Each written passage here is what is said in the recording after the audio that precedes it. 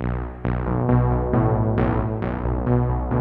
now, for your listening pleasure, here's Polizzi and Rose, covering the week of media, marketing, and digital content news. This Old Marketing. Take it away, boys.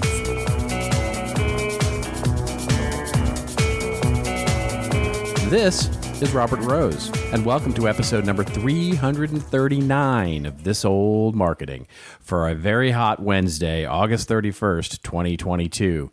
And with me, as always, my good friend, my colleague, and a guy who always makes the 53-player cut, Mr. Joe Polizzi. Well, first of all, is it really hot where you are now? Because you usually don't say very hot. OMG is the... that's how hot it is. That's the technical term for how hot it is right now here in Los Angeles is OMG. It has been a brutal August from a heat perspective. And it does get this hot, right? I mean, it's not. This is not an anomaly. It does get hot in Los Angeles. It's an anomaly for how long it's lasted. Right. It usually gets this hot, and when I say this hot, sorry, Europeans, I can't do the Celsius conversion in my head, but, it's 103, 110 at the peak of the day. And that's 60 degrees Celsius. There you go. It's like 40. You don't even know that. It's like 40. It's 40. Yeah. I know these things. It's hot. boiling frog. It's boiling frog humidity. hot is what it is. Yeah. Something like that. That's what my dad used to say. He used to say, it's boiling frog hot. Oh, that's a good saying. I could picture your dad's. I could picture you saying that, actually. No, you really can't. You can now because I said it. You just said it. So I'm picturing you saying it because you just said it. Are you, we didn't really talk, because we've been recording at these odd times. We really didn't talk last week about the NFL. So we didn't. We're pretty much starts next week. We're at the deadline. It starts next week. How are you feeling about your Cowboys? I'm feeling very cautiously optimistic. And I say that because we've had a spate of injuries to our team, and it's, so of course the Cowboy bloggers, the blogiverse, whatever you call it, those fans, and I use that word loosely because it's just awful reading the blogs, are all doom and gloom. They're all predicting 8-8 or 8-9 and why? Because of the 7-10.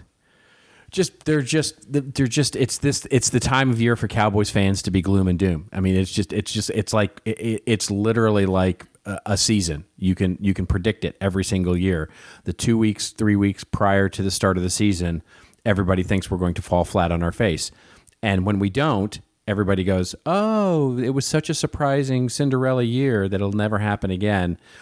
And when we do, everybody goes, "See, I told you so." It's the worst. It's being a Cowboy fan sometimes is like, you just go, can't you just enjoy the game? Can't you just enjoy, do you have to have so much self-hatred? It's like, I don't understand it. Well, be thankful that you only have 2 weeks, because Browns fans, we have 50 weeks of negativity.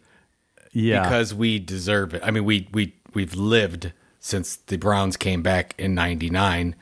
We did have the playoff appearance 2 years ago, which was unbelievable. And then in 2007, and or 3, whatever it was, one time. So twice since 99. Yeah. Well, I read the article this week that said that the Browns had considered trading for Jimmy Garoppolo. Yeah, we did discuss that a couple weeks ago. Yes. Before the idea of Deshaun Watson came up. I always thought it was after.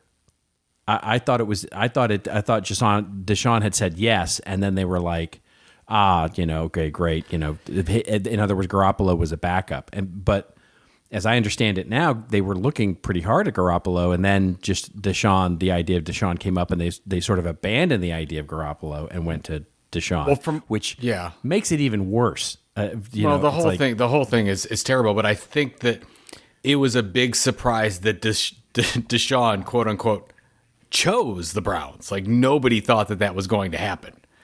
And then they just, because they had a number of of their cards on the table, and Garoppolo, I think, was one of them. And then, Deshaun's coming in, and we're going to roll out the red carpet, and we're going to spend the most money of any football player ever in the history of football players, even though he probably won't even play this year.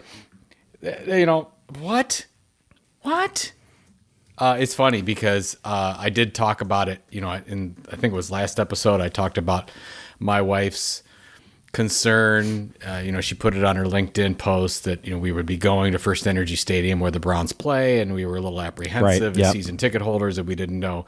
I got a lot of response from my joepulizzi.com newsletter about that, and a listener of the show, Joe Waters, sent me a note, and he said, it's all about care. Everything's about character. Character is so important. And that's how I feel right now. Regardless of who's sorry and who did what and whatever, there's something about a football team taking a little bit of their energy to focus on the character of their football team. That's right. Yep. And in some, it's called branding. Yeah. It's called brand. Yeah, I mean, you've had some squeaky clean teams there at the Cowboys, and some not so. And absolutely. I mean, they used to be known. They used to be known for hiring the ne'er-do-wells, right? I mean, Cowboys, they used to back in the day, and this is, by the way, includes the going back to the 70s, sort of North Dallas 40 style, which is a movie for you youngsters that you might not have seen. Great movie, by the way. That was a silent picture, I believe. Yeah, it was a silent picture with that classic silent film star Nick Nolte. Yeah, yeah, but they have been known to do that, but of late, and honestly, this is one of the things that used to be a huge checkbox in the sort of the reason you love him column of Jason Garrett, the former head coach, was he really instilled a culture of, they used to call it the RKG, right? Which is the right kind of guy, so they really instilled this culture over the last 10 years, really, of basically only drafting and only to sometimes the detriment, right? Sometimes they bring in these wonderfully nice guys and they keep them around too long because they're just not great players. Yeah, I mean, you could definitely. I mean, first of all, you have to get an excellent football player, and second of all, it's like, okay, well, are they the right kind of guy? Then, I just don't. It just doesn't seem worth it. I think we might actually go to 1 or 2 away games this year. I'm actually really interested to hear the response from the opposing crowds, right? Because you should go to the Pittsburgh game. So far there's a lot of boos all the way around, and generally the Browns have been beloved because everybody feels sorry for us. It's like, the Browns, right. They haven't won a championship in the Super Bowl era. Last time was '64. We feel bad for them. Like the Bad News Bears kind of thing. Well, now you don't feel bad for them anymore because of this one move. Anyways, I digress. I have no emotional feelings about this, obviously.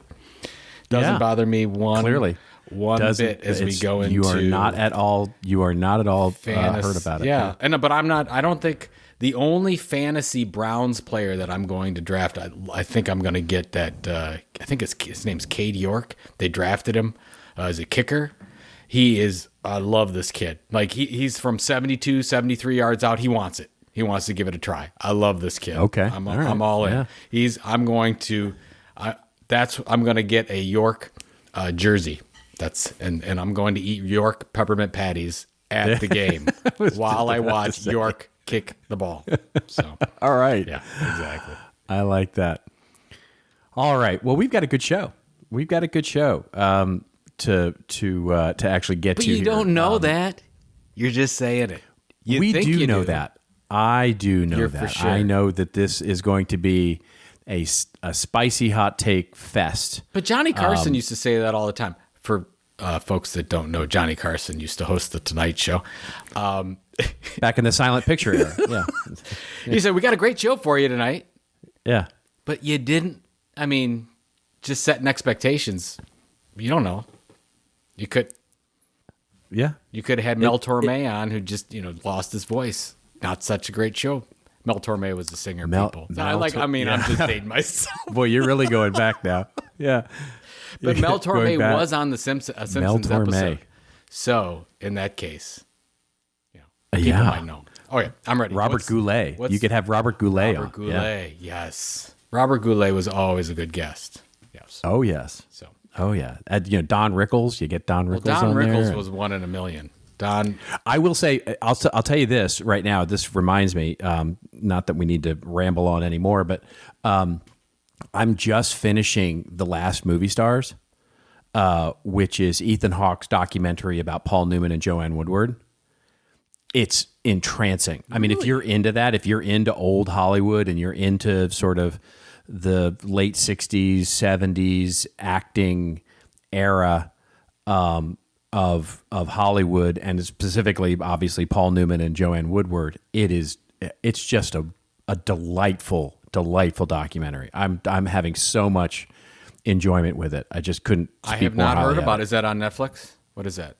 Yes, Netflix. Yes, okay. 6 episodes. I think there's 6 episodes. It's easy watching, and it just follows their life, and they're just very interesting people. They're just, I mean, you learn so much about them as people, because it's all based on basically the context of it is that Paul Newman was going to do this huge memoir and make a movie out of it, and he recorded hundreds and thousands of hours of interviews with their friends, family, coworkers, people that movie stars, basically from the very beginning. And he had this incredible trove of recordings, and then they had them all transcribed too. And then there was a fire, and the rumor is that actually Paul Newman burned it all down, burned all the recordings down, because he didn't want it. He didn't want to make it anymore. So then the Newman Foundation basically came to Ethan Hawke and said, would you do a documentary on this? And so what he's done is he's taken all the transcriptions, and he has other celebrities. So like George Clooney reads Paul Newman, Laura Linney is reading Joanne Woodward, and so on and so forth. And he's got this sort of A-list level of Hollywood celebrities doing the readings as he plays sort of movies in the background and footage and all that. It's wonderful. It's really, really wonderful. I'll have to give it a try now that I've finished Trainwreck.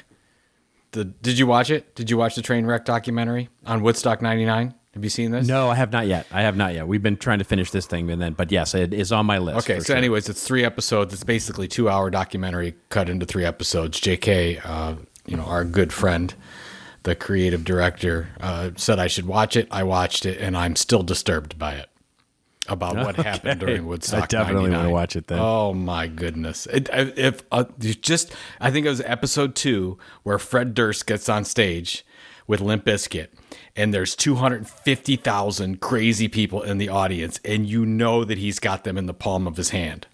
You can see it in his eye. He's like, I am going to just unleash chaos and he does. It's just, oh my God. It's so crazy. You would really appreciate that. Because I remember it, but I don't remember how bad it was, what happened there. So anyways, it's it'll be Documentary Friday for both of us. All right. There you go. Well, in terms of the good show that we can't promise, we have, let's just line it up so that you know what to expect, and you can make your own judgment about whether it was a good show or not. We're going to talk about a little bit about Truth Social, and they may be in trouble.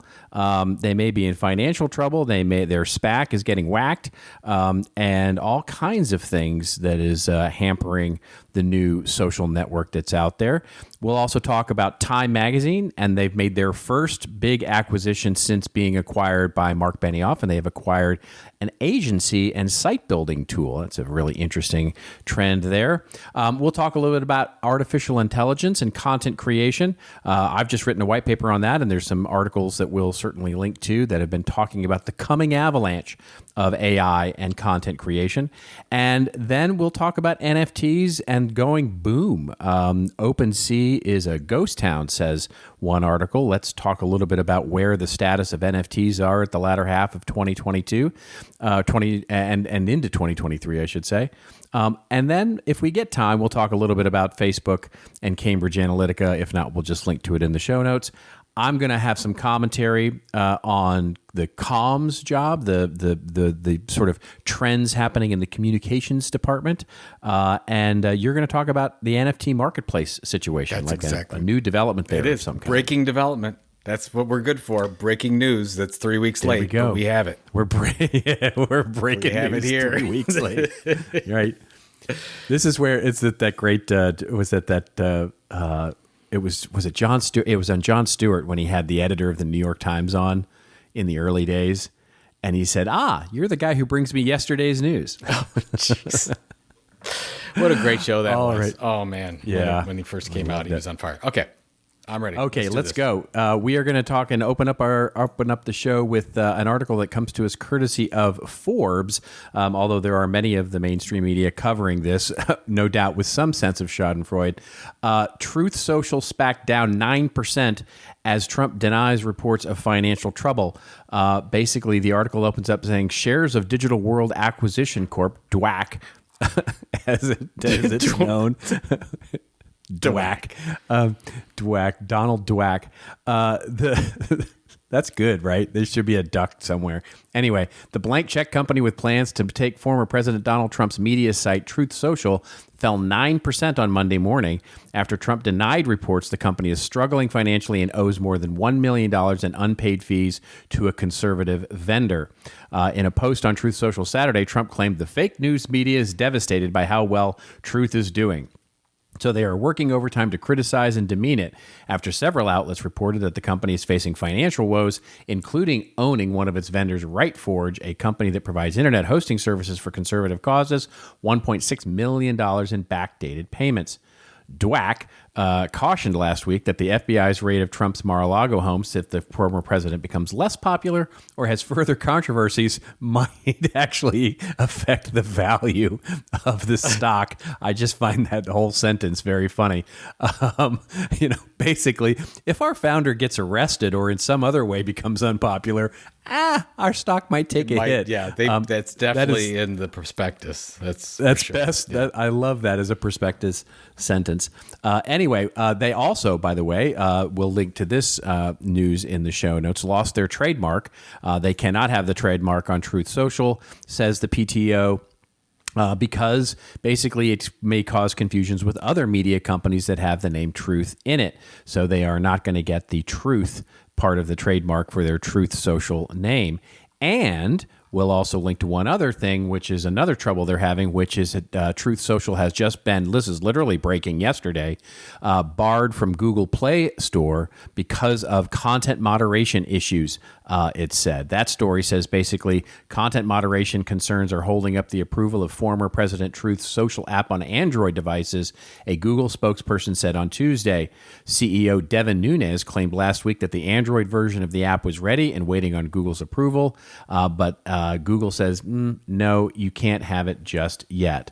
So it seems there's a lot of trouble in Truthland. What do you think? So many thoughts.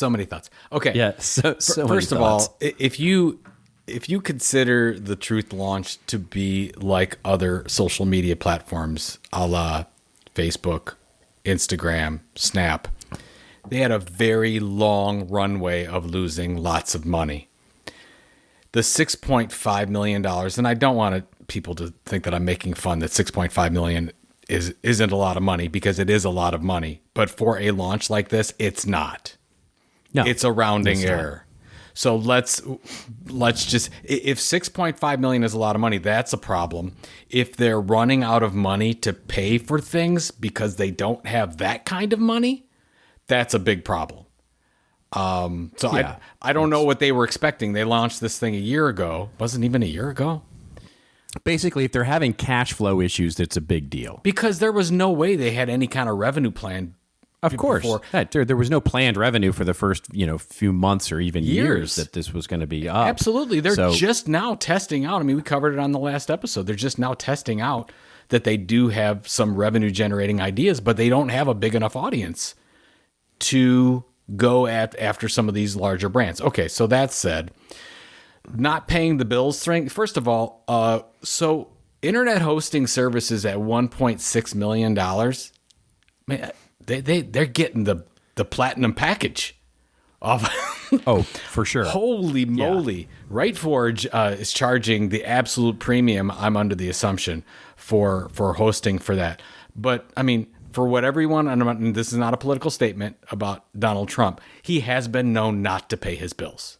There's been many, many instances. I know one person personally who actually had services for Trump's organization back 20 years ago, never got paid. So it's just a thing. That's fine.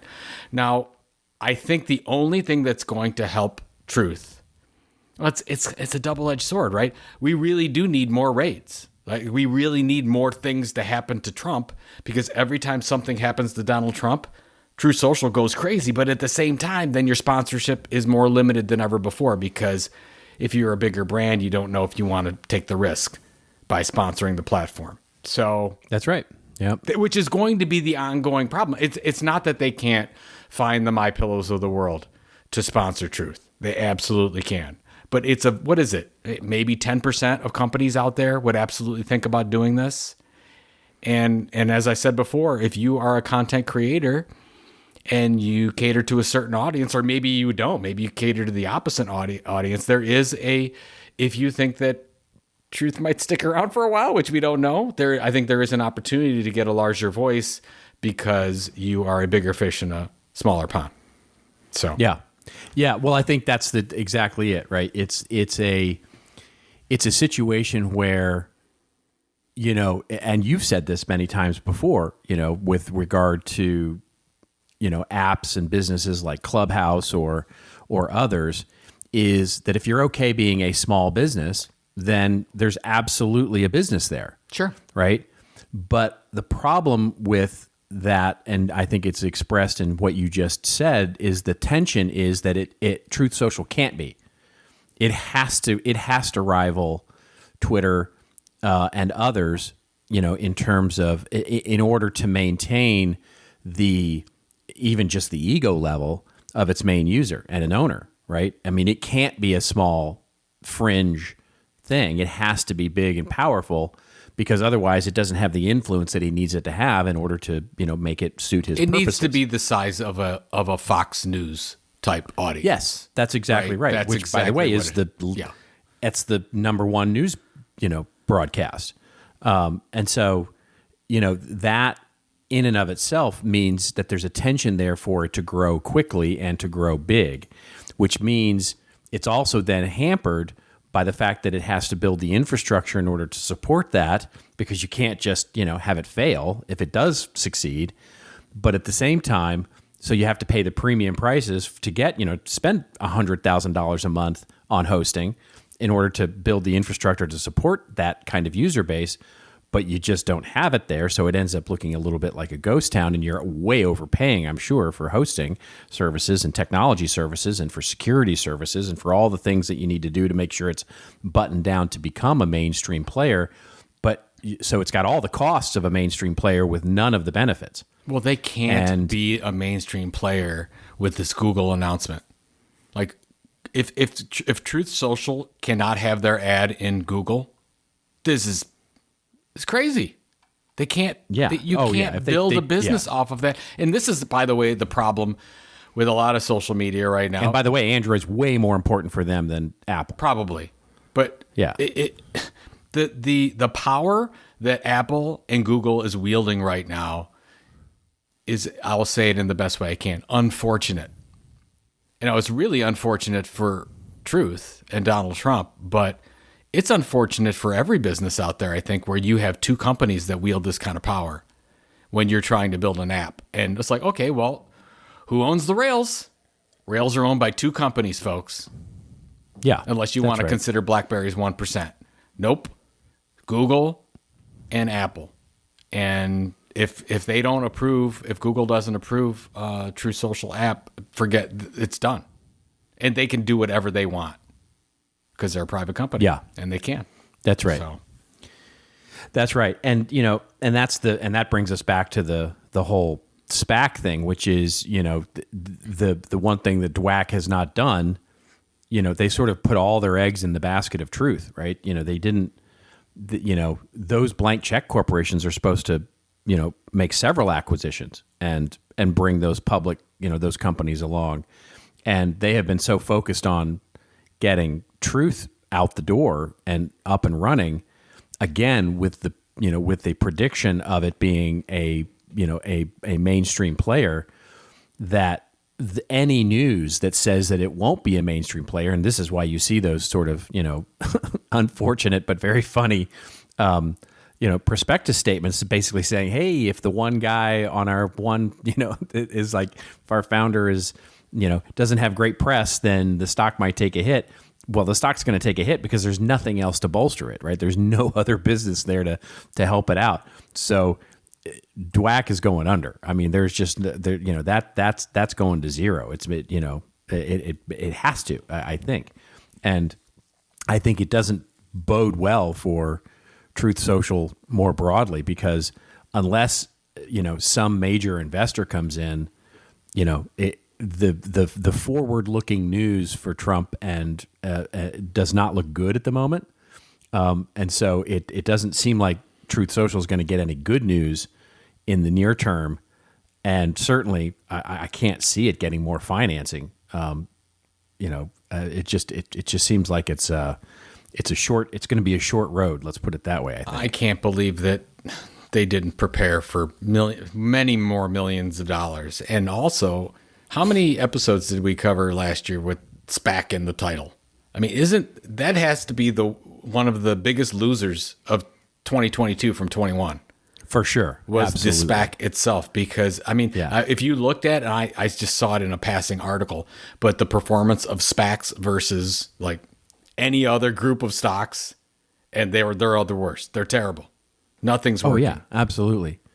So. Absolutely. Well, they got to be a fad at the end of 2021 when the stock market was on a tear, and then in 2022, all of a sudden the bills came due, and everybody went, "Oh, yeah, there's not that many great companies to acquire to bring public," and the companies that were, the companies that were looking to get brought public, it was totally a buyer's market, right? They were all like, so these SPACs went out with just awful companies.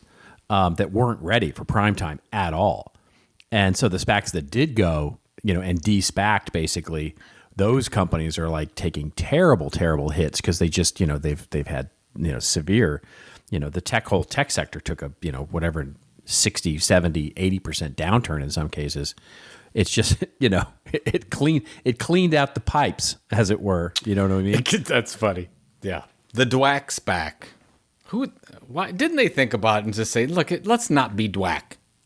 Let's just be something else instead of if nobody there made the Donald DWAC joke, I'm sure somebody has, but I did not realize it until you kept saying DWAC in this episode of the whole Donald DWAC thing. So, yeah. Yeah, well, it fits the brand, right? Digital World Acquisition Corporation. Digital World. Brought to you by Skynet, All right. That took a while to sink in. Yeah. All right, let's move along here to our next story, which is speaking of acquisitions and those kinds of things. This is a fascinating story to me. This is also breaking this week. Time magazine, and by the way, this comes to us courtesy of Axios, makes their first acquisition since selling to Meredith. Basically, Time has bought Brandcast, a company that licenses software for easy-to-build marketing websites. Time's editor-in-chief CEO Edward Felsenthal told Axios why it matters: because the deal marks Time's first acquisition since Mark and Lynn Benioff bought the publication back in 2018. With the purchase, which closed earlier this month, all of Brandcast's 14 employees, so it's not a big company, folks, moved over to Time as part of a new division called Time Sites, which replaced the Brandcast name. Time Sites is led by Brandcast CEO Ashok Santhanam, who joined Time's executive team as president of Time Sites. Santhanam reports to Ian Orifice, president and chief operating officer of Time and Time Studios. Clearly, I'm sorry, these names, Ian. You should just go by Ian O. Yeah. Instead of Ian Orifice. Ian. Okay. Oh, dear. It could be Orifice. Jokes. They just write themselves. It could be Orifice. It might not. It could be Orifice, but I read. It might not be Orifice. I read Orifice. Yeah. Yeah. Oh dear. He said Orifice. I'm joking. Anyway. Okay. Beavis and Butthead. All right. When we want to make this technology available to more customers than we do today, we believe that association with a brand like Time can only be helpful. Santhanam said, when asked by the company, chose to sell instead of raising more money to stay independent. So anyway, the story goes on to talk about the investment from Benioff and some of the other investments they've made, and that how Time has been expanding its product offering since the Benioffs bought it 4 years ago. I think this is big news, bigger news than is actually getting any coverage, I think, because to me, this says, especially for marketers out there, because this to me is Time's foray into becoming a New York Times sort of T-brand studios, building out marketing services, content services for, against the Time brand. And I think it's a really smart move. I'm not familiar with the brand, the Brandcast platform.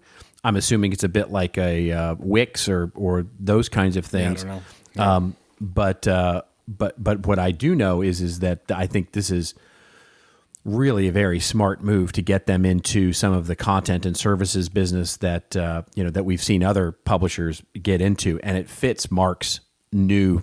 I mean, Benioff has been focused on content, sure, clearly, for a number of years. The content bug has bitten him, and it is now, you can see it in this acquisition. So what do you think? Well, there's two things, and we've covered a lot of them. One is you take a media company, media site, media brand like Time, and then you go ahead and buy up or launch product and service companies within that. So this is obviously that scenario. And the other one we've covered many times is you're a product and service company, and you go ahead and buy an audience. And then you take your products and services and show them to that audience, and you grow that way, which is what, let's say, Narrow Electronics did with their purchase of 50 plus electronics engineering brands out there. So, I mean, I don't know. I'd have to look at, when I saw Time Pieces, and Time's NFT division, Time Pieces, the Time Passages would be better. Time Passages. Be better. Said, we'll have to talk to Mr. Orifice about that name. But I don't know. That's a very tough business to get into. So they must have some kind of hook if they're offering custom content services to brands through this Time Pieces portal or Time. What's it called? Time Sites. Time Sites. Time Sites. Yes. Time Sites portal. So, but anyways, the idea outside of the product or the service, the idea is sound, and I'm under the assumption that this is just one of many bolt-on acquisitions. And by the way, we talk about the bigger acquisitions all the time, and they get all the press, but these small ones are the ones that are happening right now that you don't hear about. 14 people, 25 people, 50 people, somebody doing $1, $2, $3 million in revenue. They've figured something out. They just need the audience or the customer database, and boom, you plug and play, and off we go.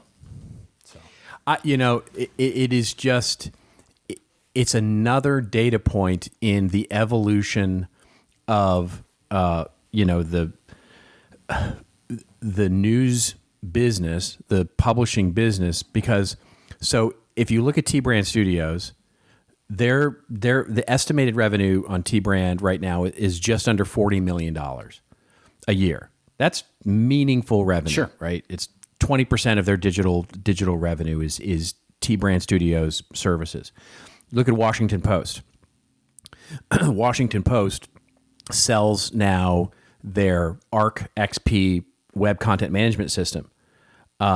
Basically a content management system technology that none of you have ever heard of. And I certainly hadn't heard of, and I'm in the business, but they've now, they're delivering tens of millions of dollars. They are one of the larger in the marketplace, web content management solutions. I mean, look, Adobe and Sitecore, are way up there in terms of market share, but in terms of web content management solutions, all of the niche players, ArcXP from the Washington Post is right in there.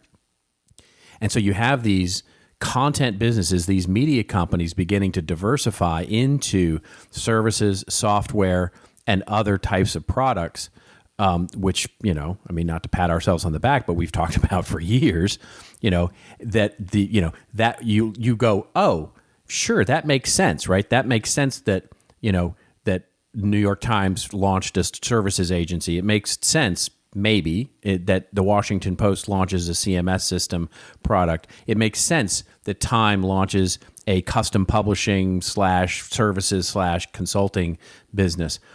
But when you flip that switch and you go the other way around, all of a sudden it seems weird, right? It seems weird when the manufacturing company launches a media division like Arrow Electronics does, or it seems weird when the software company launches a media division that actually is supposed to make money and actually draw revenue to the bottom line.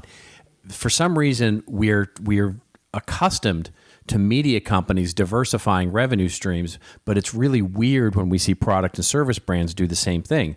It's just, but I think we're starting to see that, as you say, very small things happening where 10 and 14 people companies are getting acquired. So it's where it seems to be happening is at the really small stage and the sort of tectonic, giant, Microsoft acquires LinkedIn kind of stage. But that middle area where that would draw the bigger news articles doesn't seem to be happening. Well, it's funny. I'm going to talk about this in my Content Marketing World keynote coming up. And I was lucky enough to be brought into this business, into traditional business to business publishing. And I was taught by all my mentors that when you look to grow during a year and you have your strategic plan, you're growing two ways. You're growing organically and you're growing toward to acquisition. You're absolutely looking to both. Yep. But when you get in, you and I have worked with so many marketers before, a chief marketing officer, a VP of sales and marketing is thinking all organic. They don't think about, well, now they're starting to, we're talking about this, but they never added that acquisition opportunity, which is crazy to me. Like, if you're in the content business, there are always very good opportunities to acquire. You have somebody that's been doing the very difficult work of building something, put a couple years of sweat, equity, whatever behind it, and now they built something and they're ready to offload it. Well, are you just going to let media companies take every one of those opportunities when you as a brand might be a perfect fit for you? So now I think they're waking up to that because they're seeing so many good examples. Arrow Electronics, Salesforce has been doing it, HubSpot's been doing it, and now you have enough where you're the VP of marketing or content marketing director, and you can go in to a chief financial officer and say, hey, look at all these examples, and here's an opportunity for us. Do we have some M&A budget that you could actually give to marketing instead of just keeping it for the enterprise itself? Maybe. So yeah, I could not agree with you more. I think that is it's the future of where we all want to go. I had this conversation with a CMO of a company in South America that is looking to bring their brand into the U.S. And as they're thinking, it's a technology company, big technology company in Brazil, but not even a little bit known here. In the U.S. And they started talking about this idea like, hey, we should, we're going to start hiring. We're going to build a content team. We're going to open an office in San Francisco somewhere. And that's where we're going to land and expand our footprint in the U.S. And I said, why don't you just buy a media company instead of like really, stretching yourself out? And I said, why not find a great, media company that matches your topic and just buy it? Instead of, which gives you instant office, instant team, and instant credibility and instant presence in the media space here, and start using that as your angle of trajectory. And they were like, wow, that's a really interesting idea because it's so much, it's just like it's like presence in a box, right? And so but here we are in 2022 and they're still thinking that's a novel idea. Right. That's right. And literally you and I started talking about this in probably 11? Yes.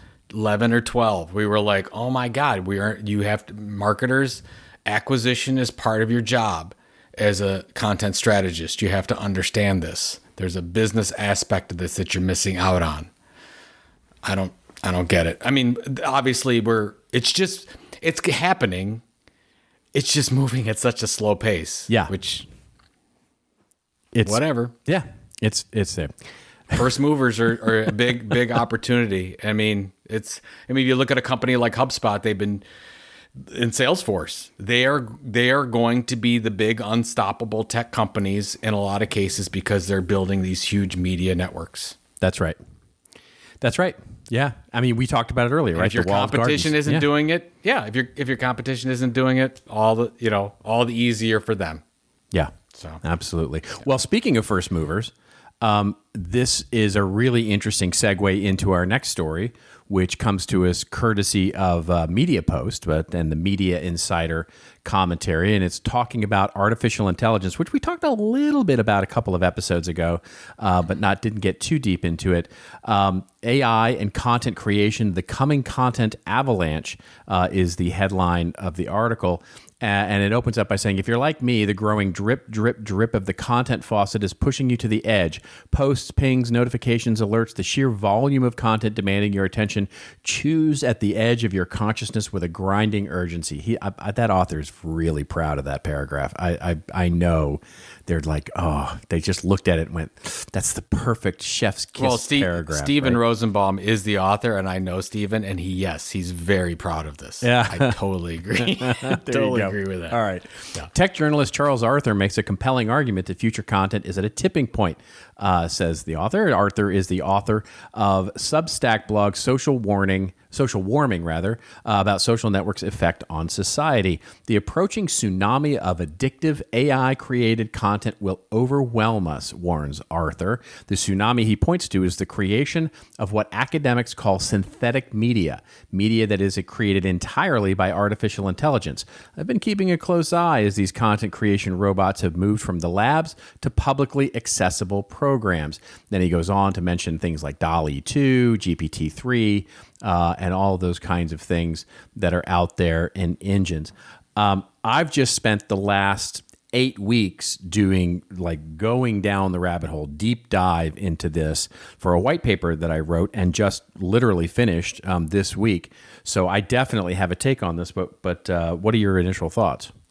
You can't set me up like that. I am now an expert on this topic. I'm definitely not an expert on this topic. See if you have a small take, yes. small opinion on this. All that I would say is that we're getting to the point on this where if you're a content business of any size, you need one or two people to be piloting some of these things to see where it makes sense for your business to not do some things that are unnecessary anymore.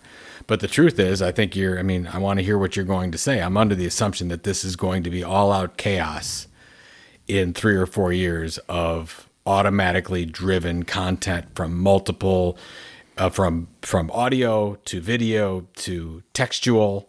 And we already know it can be done, and we're scared at what it is now. And in a few years, it's going to get really scary. Is that right? Is that the report? What's the report? What's your report say? I don't think it's that scary. I really don't. Here's why I say that, because what I am seeing out there in the very quickly evolving, right, ecosystem that is this. So let's just talk about text content creation for a moment, and then there's certainly images and audio and video and all kinds of things, but broadly speaking, when I see the AI stuff, it is literally disrupting the creative process in the same way that every other technology has disrupted the creative process before it, right? I remember back in the day in the 1990s when I was actually a professional musician making money from playing music, and I'm a keyboard player. I can remember the absolute uproar that sampling caused, right? Because what would happen is you like, oh, you really like that sound of Phil Collins in the air tonight? Well, now you can buy a plugin that goes right into your computer, and it's a sample, of the Hugh Padgham sound, who was the engineer on In the Air Tonight, and you can get that great drum sound that, from the electronic sound to the, brilliant snare and tom sound that he got, and basically plug it into your keyboard, and now all of a sudden you have the talent and, the ability to reproduce, Phil Collins's great sound. Or digital photography before that, or Photoshop in the designer, or Word, before that. What tends to happen in the creative process is that when a new technology comes around, there's fear, and the fear is generated because of two reasons. One is the fear is, it's going to replace me. In other words, I'm going to get replaced as a drummer. I'm going to get replaced as a musician. I'm going to get replaced as a designer. I'm going to get replaced as a writer. Or two, it's going to start to enable hacks. In other words, it's going to enable the hack person to be more to earn more business, or earn more screen time, or earn more audience than they deserve because they haven't put in the time. And neither of those things in any technology that has ever preceded has ended up being true. And so the interesting thing to me is that just as digital photography changed the way and the process by which photographers did their art, just the same way that Photoshop changed the way that painters paint, drawers draw, architects architect, all those kinds of things, and photographers process images, this is going to be the same way. The content creation is going to be exactly the same thing when it comes to AI. Having used it, I will tell you, AI is awful at creating original content. It's just not good. It's certainly horrible at research. It just, I was doing things like, and the author actually did the same experiment I did, which is, write my bio, write the bio of Robert Rose. It was awful. It did awful at that. It made up stuff. It changed the name of our book. It did all sorts of things that wasn't true. Then I had it tell me a joke, and it was told an awful joke, which I'll come back to in just a moment. But the critical element to me is that just like artists, creators, writers got good at things like Word, because let's not forget that basically the replacement of Word, when you got good at Word, Microsoft Word, it wasn't because it made you a better writer or it made you a better typist. What it did was it forced you and enabled you as a writer to get into the typesetting and layout business. That's what getting good at, when you put, I have Word experience on my resume back in 1995, you weren't saying I'm a great writer. You were saying, I know how to use Word because I know that typesetting and layout is part of a writer's job now. And so those things will change. And so I can see people getting really good at using AI to write better pieces. But I don't see AI writing better stories. I just don't. I don't see that. I can't see that as it doesn't have great emotion. It's not good at wisdom. It's not good at pulling original ideas out of thin air. There was a wonderful article that our friend J.K. Kalinowski sent around that talked, she said, listen, when AI, the last creative brief that I got for writing a new, the copy for a new website, the creative brief was basically, show me all the things that are, a world of possibilities. That was the creative brief. Now you give that to an AI, and AI is not going to write you great web copy for that company. But if you use AI as an extension of your talent, as an extension of your ability, can it write great SEO meta content? Can it write the abstract of your webinar? Can it write can it help you write the first introductory paragraph of the blog post that you're having a struggle writing? Can it assemble content? Yeah, absolutely it can. And so I actually don't see, other than the descriptions, like, hey, what happened at this football game, or what's the weather going to be like, or, anything where all we need is plot. Basically all we need is a listing of a logical listing of what happened. We're going to see so much AI for that, right? A help document, a way to, see who won the football game last night that nobody wants to cover and a reporter can't cover. All those kinds of things. Absolutely. A tsunami of content is coming. A tsunami of new screenplays and original novels. No, I don't believe that's true. I agree with you that we will experience most of AI as parts of the technology that we use, and we will all become better content creators, I think, for it. But I disagree with you that I think that right now We don't have the samples yet. The technology isn't quite there for, I guess it's hard to say, original thinking, because it's based on stuff that's already done, and that's how it learns. So can you make something original from things that have already happened? Of course. I believe you can. It's called recombination. Yeah, of course. You can mash things together. That's what the funky thing. That's what musicals. I mean, the whole music industry. Well, that's right. That's sampling Phil Collins's drums and me making a new song out of it, right? But it doesn't make me any more of a talented songwriter to be able to do that. And similarly, if I go in and I tell DALL-E 2, hey, show me monkeys in space playing drums, while one plays poker in the corner, DALL-E 2 will very, very, easily create a rendition of that. That's a parlor trick. That's just a parlor trick, because the interest, the execution of that thing is only as good as the artist makes it. And, and so the interesting thing is that, there will be art created by AI that will seemingly at its surface be able to be shown, you know what I mean? And so you have to ask yourself, is the person who puts the inquiry into the AI to get the app, the image out, are they an artist? I would argue, yes, they are, but will they be successful artists? That will be up to humans to decide. And so it's easy to put stuff together, to assemble things. What's hard is to put things together in such an original way that it actually evokes value from the person consuming it. So did you see, you read the story, and I can't remember the book. I'll have to find it, but it's about the composer, the computer programmer that put all these classical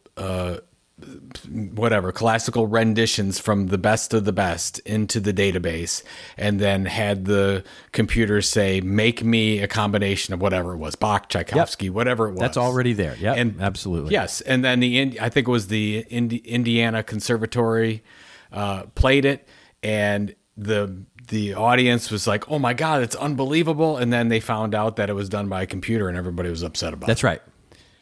But that happened, 10 years ago, whatever it was, a long, long time ago. But I don't think we can.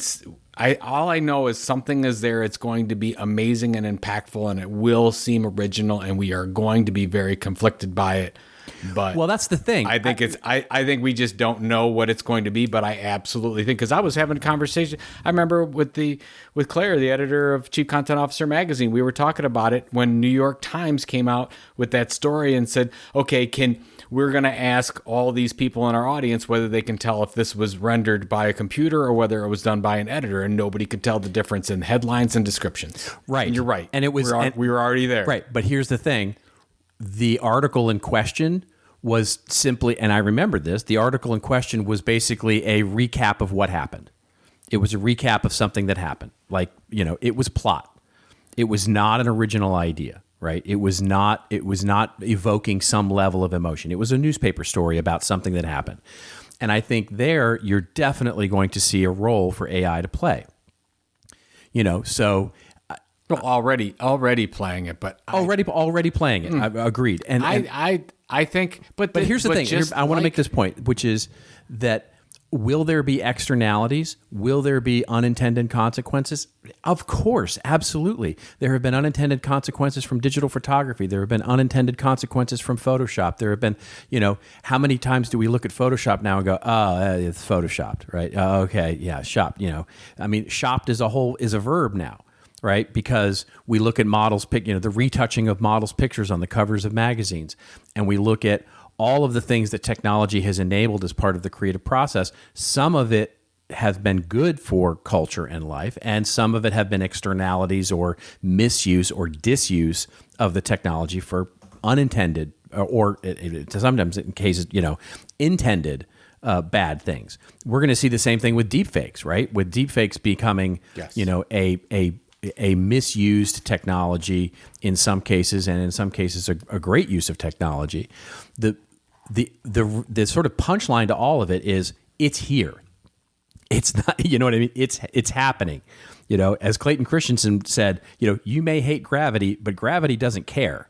You know, so the question is now not if we should allow it to happen. The question is, how are we going to manage it as content creators and as skilled practitioners to make the most out of the technology and do it in the right way? I cannot wait until you read the story from the computer that just is so emotional. And you're like, I can't believe that a computer made me did cry. this. I can't believe a computer made me cry. It's gonna. There was a movie about this. Yeah. It's gonna happen. That maybe in years, but I will tell you, having played with all of the engines, you know, I'm, you know, some of it is good and some of it is really just not. I mean, here's a funny story. So I had the AI. I literally said to this is GPT-3, the engine. I said, tell me a joke about marketers. And the AI, this was the joke that literally word for word quote that the AI came back with. 2 marketers walk into a bar and get drunk. That's the joke. And so brilliant. Yeah, but here's the thing. I sat with that for like a day. And I came back to it and I saw it in my, you know, because I copied and pasted it and put it in my notes. And I sat there and looked at it and I went, that might actually be a brilliant joke. It's literally the kind of thing where you look at it. If it were the caption of a New Yorker cartoon, you'd go, huh, that might just be subtle enough to be genius. So is there a deeper, is there something so it's either brilliant, it's either genius, or it's the dumbest joke you've ever heard in your life, which that's fine line. It's a very interesting time. Anyway, very interesting times indeed. All right. Well, rants and raves. Yes. I'm sorry. We went off on that a bit, which was totally fun to talk about AI there. Let's talk a little bit about rants and raves, where Joe and I go off on a little bit of a rant or a little bit of a rave that makes us feel like we've made the 53-player cut or not made the. By the way, the 53-player cut for you guys happened this week for all NFL teams. Basically, had to get down to cut from 80 or 90 players to 53, which is the final number that they can have on their roster. That's the inside baseball, as it were. For everyone was wondering. I'm sure they were. All of 3 people. Yeah, all of 3 people were like, "What? What does that even have to do with anything?" Yeah. Do you want to go first, or shall I go first? Yeah, I'm happy to go first. I just thought that this was interesting. This just came out today. This is from CoinDesk, and it says an NFT marketplace is letting buyers avoid royalty payments, and creators aren't pleased. And I just think this is very interesting because one of the big pros about launching a not a social token, but an NFT, non-fungible token project is the fact that when you choose a secondary marketplace like an OpenSea and it's resold, you can work through the marketplace and the original creator of that NFT gets a percentage. So I'll give you an example. So we have our Never Ending Tickets NFT program that we have. So you can get a lifetime ticket to Creator Economy Expo. And when a couple of these have been sold to another buyer on OpenSea, that's our secondary marketplace. And we have a 5% royalty in there. So whenever they're sold, we, as the creator of that, the Tilt, we get our 5% on that. So it's great. We love it when it's sold because we get a little royalty. And this happens with all the creators. And this is a really good way for artists, if you will, and other creators to always get paid when it changes hands. And that was never a thing before. So like, for example, when you buy a piece of art, like a piece of real physical art, the artist only get paid one time, and then it's sold and sold and sold and sold. They never get a dime after that. Well, NFTs seem to have solved that. Well, there is a new marketplace, or not new, but newer marketplace called X2Y2, and they have been the most popular NFT marketplace by volume over the last week. I guess more popular than OpenSea, which is kind of crazy. But what they're doing is I didn't realize that it's not in the smart contract where these things are set. It's set in the secondary marketplace, what a creator gets paid when it changes hands from a new buyer to a new seller. I'm sorry, from the seller to the buyer. And they are making it optional whether or not the buyer wants to pay the royalty rates. So they say, for example, only 2 Mutant Ape Yacht Club buyers out of 14 recently have chosen to pay the royalty fees. Back to Yuga Labs, who are the creator of this project. So I don't know what's going to happen with this, Robert. I just wanted to make sure our audience knows that this is going on. This is a concern. I think it'll happen where you'll have some creators that'll say, I don't want to go to that marketplace, or I do, or whatever, and they might want to create their own marketplaces, but this is absolutely a thing. And I understand where it's coming from, because there are some NFT projects that were charging very hefty royalty fees that make some of the fees to doing these things kind of untenable. But I think it'll get back in place. I think a 5% is very reasonable to pay for these types of things, and I think you should reward the original creator. But now it seems you can bypass that. So you're going to want to create, I guess, a community of superfans that wants to pay you the royalty. Kind of like when you're using a credit card with a nonprofit and you can pay the credit card fees if you choose to, which is out with most programs out there. So anyways, this is a thing. I don't think it's necessarily a good thing, because I want to pay these creators, but we're going to have to deal with it. Yeah.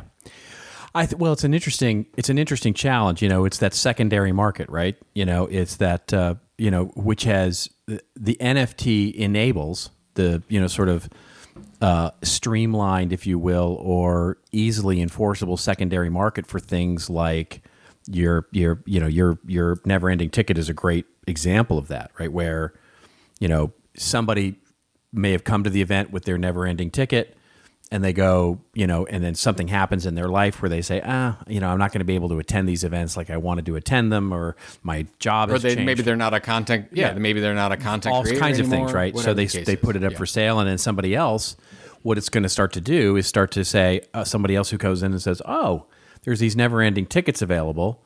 Maybe there's some on the secondary market that I could buy at a discount, right? That I'm going to buy, at less than what current face value is. Or as they go up, you know what I mean? It might even be more, right? It might even be an increase in price. But either way, on the secondary market, the original creators getting paid for the work, right? For the thing, they're getting paid for that sale, which is a good thing when you start to think about intellectual property like books and and other elements of content. And I think what you're seeing now is, and this, it speaks to the story that we didn't have time to talk about, which is right now the NFT market seems to be like in the, on the dark side of the moon, right? OpenSea is a ghost town. We'll put this link in the show notes so that you can see it. But basically the volume has plunged like 90% on NFT sales right now. So I think it's a good time for these platforms to start cleaning the plumbing, as it were, and making sure that the sanity prevails. And just to your point that, creators can get paid, that the fees are reasonable, and that there's actually, that there's actually a there, right? That this isn't just some pyramid scheme. And I think I think good things are going to happen on the other side of it because of what's going on right now. Yeah, you're probably right. By the way, you can always, like, if I wanted to take an NFT, I could transfer it to you, and you could just, send me the ETH separately. And we could get around the whole thing. Like, you can get around it if you want to, but absolutely. I don't want a marketplace adding to that and making it. No, but there's also, there's also a, there. I suspect at some point there will be a brand value for market activity, right? In other words, yes, you can get around it by just doing a side deal like you could now, right? You know what I mean? The Cowboys could offer their football tickets, on the side and say, hey, listen, we're going to go around, some of the ticket brokers here and just sell them, we're going to act like our own ticket broker and sell you a few seats on the secondary market. But the value in the ticket price is when you see that there's a high level of market activity. So going in and looking at your never ending tickets to see that, 14 of these have been sold, okay, there clearly there's value there, right? There's a marketplace for it. True, but the one thing I would say also about, I know we're running long here, but about the numbers, and people say, oh, no, it's not, NFT sales aren't going well. There's some really amazing projects out there that don't change hands very often because people want to hold them. That's right. Yeah. So, I mean, I necessarily, because you say that, I mean, volume is down for many reasons. The price of ETH is down. Yes, we're not in the heyday, but it's still way up from where it was. But, there are a lot of really good projects out there that people say, I just don't want to sell these things. I'm going to keep them. I'm going to hold them, especially during a recessionary period. Right. Well, that's a good point too, which is what is the right level of trading activity, right? I mean, and nobody knows the answer to that yet because it's all happened in sort of artificial times, right? So you could say, oh my God, this let's say Babe Ruth rookie card that nobody's interested in it because it hasn't been traded in 2 years. Right. Well, there's just not many of them, and people want to hold on to them. That's right. So does that mean it's not valuable? No. Anyways. Exactly. So good point. What's your I have a very quick one here. This comes, by the way, I wanted a big shout out to on Twitter, Rachel SNR at Rachel SNR. Rachel spells their name R dash or space A space Y space C space H space. So I don't know if it's O. So thank you, Rachel. So great link here. Basically turned me on to this wonderful Edelman research. It's an Axios article that we'll link to actually, and it's about what's going on in the world of corporate communications, so commonly known as comms.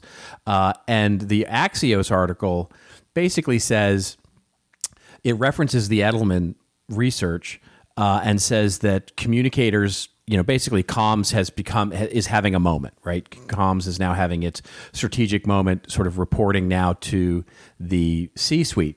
And the Edelman study, as it points out, found that 43% of communication teams are now centralized under the CEO, a pivot away from reporting to marketing, human resources, or legal functions. What they're saying, basically, I'm talking to more CEOs every day who now recognize that one of the most critical skill sets they need is communicators, comms people. And basically, the article goes on. The interesting thing is that the article seems to make this reference to the pivot away from reporting to marketing, which, by the way, I've never really seen. Comms is either reported to PR or comms is reported to brand or comms is reported somewhere else, almost never marketing. I almost never see that. But they make the point that now it's because marketing has too many bright, shiny objects and technology and basically, hasn't done their job, which I quibble with the article quite a bit about. But nevertheless, it's a rave. What I want to rave about is the research, which is the Edelman research, which is linked to from the article itself. So I really encourage that because the research is fantastic. And the research takeaways are basically that comms is having its moment. It's a more, modern comms teams are really taking over things like content and digital and really strategic communications for the organization. And I am seeing that in businesses. I'm seeing comms play a much more important role when it comes to content marketing, storytelling, putting together content strategy for the organization. And my content strategy hat on, I go here, let's raise a glass to that because it's fantastic news that comms becomes this strategic way of coordinating all of the brand's communications. And it's just a big deal. So go look at the research, and it's as everything Edelman does on the research side, just first class work. So hats off to them for putting together yet another great research project. It's a little annoying actually how good they are at it, but other than that, I just wanted to rave about it. It's amazing how well they've made their name in research. They've just done such an excellent job. They just do so good. Most of the reports are very, very well done. They're very well done. Yeah. So, sir, what do you have going on here? I have, Bob, other than beating the heat, I'm going to be working on a couple of things and getting ready for Content Marketing World. I mean, holy smokers, it's in 2 weeks. I know, it's crazy.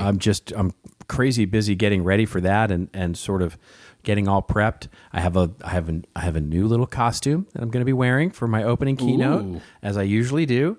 And so, yeah, I just got confirmation that it shipped, so I'm super excited about that. And it's going to be a fun show. It's going to be a fun week. Yeah, I'm looking forward to it. I just about putting the finishing touches on my keynote. So I have the Thursday morning keynote. I'll be there. And, I'll be there to greet you. I know you will. You were actually in my presentation. I have a slide just for you. Oh, so that's so sweet. Yes. That's so sweet. Because I have to give, when I steal your stuff, I like to give you credit. Yeah, I know there I don't you go. always do it, but sometimes I do give you credit. That's very nice. I appreciate but that. it'll be fun. I'm looking forward to seeing a lot of Oh, friends. it's going to be great. There's going to be so many, so many, it's going to feel like homecoming because I just know, because I know who's coming and I know the speakers that are coming. It's going to feel very much like a homecoming for so many, folks that we haven't seen in years. So it's going to be great. Agreed. All right, Ed, that is it. We went a little long this show, but we just got all in. AI did not create any part of this show, so just know that. But in the meantime, if you want to check out any of the other 338 episodes that AI didn't create, or get on over to the show notes or anything else that the AI didn't create, do that, won't you, at thisoldmarketing.site. Also, remember to hashtag us up on the Twitter with hashtag thisoldmarketing. We love that. We love those story ideas. Thank you to RAHO for the story idea. And basically, until we meet again, really, just remember, it's your story to tell. Tell it well. We'll see you next week on This Old Marketing.